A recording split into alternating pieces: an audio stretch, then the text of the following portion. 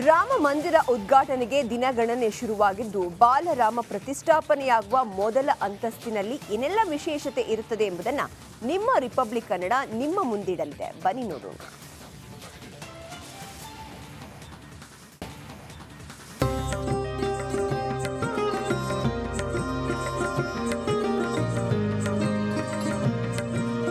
Republic Kannada ರಾಮನೂರಿನಿಂದ ground report ಮಾಡ್ತಿದೆ. ನಮ್ಮ anchor Smita Ranganath Rama ಮಂದಿರ ಬಗ್ಗೆ ಇಂಚಿಂಚು ಮಾಹಿತಿ ನೀಡುತ್ತಿದ್ದಾರೆ. 3 ಅಂತಸ್ತಿನ ಮಂದಿರದ ಮೂಲೆ ಮೂಲೆಯಲ್ಲೂ ವಿಶೇಷತೆ ಇರುತ್ತೆ.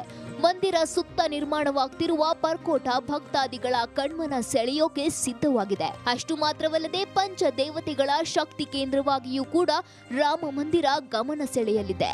ರಿಪಬ್ಲಿಕ್ ಕನ್ನಡದ ಸಮಸ್ತ ವೀಕ್ಷಕರಿಗೆ ಅಯೋಧ್ಯೆಯ ವಿಹಂಗಮ ನೋಟವನ್ನ ನಿಮ್ಮ ಮುಂದೆ ತಲುಪಿಸುವ ಕೆಲಸವನ್ನ ರಿಪಬ್ಲಿಕ್ ಕನ್ನಡ ಮಾಡ್ತಾ ಇದೆ. ನನ್ನ ಹಿಂಭಾಗದಲ್ಲಿ ನೀವು ಗಮನಿಸ್ತಾ ಇದ್ದೀರಿ, ಹಿಂಭಾಗದಲ್ಲಿ ಇರುವಂತದ್ದು ಆಕಾಶದೆತ್ತರಕ್ಕೆ ತಲೆ ಎತ್ತಿ ನಿಲ್ತಾ ಇರುವ ಭವ್ಯವಾದ ರಾಮ ಮಂದಿರ.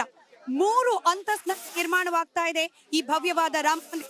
ಮೊದಲ ಅಂತಸ್ತಿನಲ್ಲಿ ಶ್ರೀರಾಮ ವಿಗ್ರಹ, ಎರಡನೇ ಪರಿವಾರ ಸಮೇತನಾಗಿ ಸೀತೆ, ಲಕ್ಷ್ಮಣ ಹಾಗೆ ಹನುಮ ಸಹಿತವಾಗಿ ವಿರಾಜಮಾನನಾಗಲಿದ್ದಾನೆ ಶ್ರೀರಾಮಚಂದ್ರ. ಹೀಗೆ 3 ಅಂತಸ್ತುಗಳಲ್ಲಿ ಮೊದಲ ಹಂತದ ಕೆಲಸ ಕಾರ್ಯಗಳು ಮಾತ್ರ ಸದ್ಯಕ್ಕೆ ನಡೆದಿರೋದು. ಇದೇ ಜನವರಿ 22ನೇ ತಾರೀಕು ಲೋಕಾರ್ಪಣೆಗೊಳ್ಳಿಕ್ಕೆ ಸಿದ್ಧವಾಗಿರುವ ಮಂದಿರ ಇದು.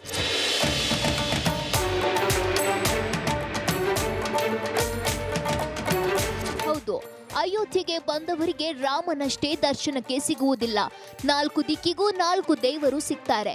ಗರ್ಭಗುಡಿಯಲ್ಲಿ 51 ಇಂಚಿನ ಬಾಲರಾಮ ಪ್ರತಿಷ್ಠಾಪನೆಯಾದ್ರೆ ರಘುರಾಮನ ಸುತ್ತ 4 ದಿಕ್ಕಲ್ಲೂ 4 ದೇವರು ಇರ್ತಾರೆ. ಇಲ್ಲಿ ಪ್ರಾಣ ಪ್ರತಿಷ್ಠಾಪನೆ ಆಗಲಿದೆ. ಈ ಒಂದು ದೃಶ್ಯವನ್ನ ನೀವೇನ್ ಗಮನಿಸ್ತಿದ್ದೀರಿ ರಿಪಬ್ಲಿಕ್ ಕನ್ನಡದಲ್ಲಿ, ಇದೇ ಒಂದು ಜಾಗದಲ್ಲಿ ಶ್ರೀರಾಮನ ಮೂರ್ತಿ ಪ್ರತಿಷ್ಠಾಪನೆ ಆಗಲಿದೆ. ಹಾಗೆ ಇದರ ಸುತ್ತ ಕೂಡ ಪ್ರಕೋಷ್ಠಗಳನ್ನ ನಿರ್ಮಾಣ ಮಾಡೋ ಕಾರ್ಯ ಕೂಡ ನಡೀತಾ ಇದೆ. ಅಂದ್ರೆ ದೇವಸ್ಥಾನಕ್ಕೆ ಬರುವ ಭಕ್ತಾದಿಗಳು ಇನ್ ಕೇಸ್ ಏನಾದ್ರೂ ಹೆಚ್ಚಿನ ಸಂಖ್ಯೆಯಲ್ಲಿ ಬಂದ ಸಂದರ್ಭದಲ್ಲಿ ನೂಕುನುಗ್ಗಲು ಆಗಬಾರ್ದು ಅಂತ ಕಾರಣಕ್ಕೆ ಇಡೀ ದೇವಸ್ಥಾನದ ಸುತ್ತಲೂ ಕೂಡ ಪ್ರಕೋಷ್ಠ ನಿರ್ಮಾಣ ಮಾಡಲಾಗ್ತಾ ಇದೆ. ಪ್ರಕೋಷ್ಠದ 4 ಮೂಲೆಗಳಲ್ಲಿ 4 ದೇವರುಗಳ ಮಂದಿರವನ್ನ ನಿರ್ಮಾಣ ಮಾಡಲಾಗತ್ತೆ. ಶ್ರೀರಾಮನ ವಂಶಸ್ಥನಾದ ಸೂರ್ಯದೇವ ಒಂದು ದಿಕ್ಕಿಗಿದ್ರೆ ಹರಿಹರನ ಸಮಾಗಮದ ಪರಿಕಲ್ಪನೆಯಲ್ಲಿ ಪರಮಶಿವ ಮತ್ತೊಂದು ಮೂಲೆಯಲ್ಲಿರ್ತಾನೆ.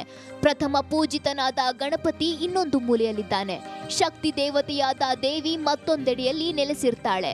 4 ದೇವತೆ ನಡುವೆ ದಕ್ಷಿಣದಲ್ಲಿ ಆಂಜನೇಯ, ಉತ್ತರದಲ್ಲಿ ಅನ್ನಪೂರ್ಣೇಶ್ವರಿ ಇರಲಿದ್ದಾಳೆ. ಶಂಕರಾಚಾರ್ಯರ ಇದೇ ಪರಿಕಲ್ಪನೆ ಮೇಲೆ ಮಂದಿರ ನಿರ್ಮಾಣ ಮಾಡಲಾಗ್ತಿದೆ. ಶಂಕರ ಭಗವಾನ್ ಹಾಗೆ ದೇವಿಯ ಹಾಗೆ ಗಣಪತಿಯ ದೇವಸ್ಥಾನ, ಇದರ ಜೊತೆಗೆ ಸೂರ್ಯವಂಶಿ ರಾಮಚಂದ್ರ ಆಗಿರೋ ಕಾರಣಕ್ಕೆ ಸೂರ್ಯನ ದೇವಸ್ಥಾನ. ಒಟ್ಟು 5 ಮೂರ್ತಿಗಳು, 5 ಪ್ರಾಣ ದೇವರು, ಪಂಚಾಯತ್ ಶಂಕರಾಚಾರ್ಯರ ಪಂಚಾಯತ್ ಅನ್ನೋ ಒಂದು ಆ ಕಲ್ಪನೆಯ ಅಡಿಯಲ್ಲಿ, ಆ ಒಂದು ಪ್ರಾಕಾರದ ಅಡಿಯಲ್ಲಿ ಈ ಒಂದು ದೇವಸ್ಥಾನವನ್ನ ನಿರ್ಮಾಣ ಮಾಡಲಾಗಿರೋದು.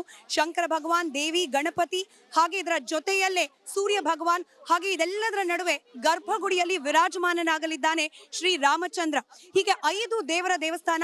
ಇದರ ಜೊತೆಗೇನೆ ಇನ್ನು ಅನೇಕ ದೇವರುಗಳು, ಇನ್ನು ಅನೇಕ ದೇವರುಗಳ ಮೂರ್ತಿಗಳನ್ನ ಕೂಡ ಈ ದೇವಸ್ಥಾನದ ಆವರಣದಲ್ಲಿ ಪ್ರತಿಷ್ಠಾಪನೆ ಮಾಡಲಿಕ್ಕೆ ಬೇಕಾದ ಸಿದ್ಧತೆಗಳನ್ನ ಮಾಡಿಕೊಳ್ಳಲಾಗ್ತದೆ. ಇದೇ ಜನವರಿ 22ರಂದು ಶ್ರೀರಾಮ ಮಂದಿರ ಉದ್ಘಾಟನೆಯಾಗಲಿದ್ದು ಈ ಪರ್ಕೋಟಗಳ ಮೂಲಕವೇ ಬಾಲರಾಮನ ದರ್ಶನ ಮಾಡಬೇಕಾಗುತ್ತದೆ.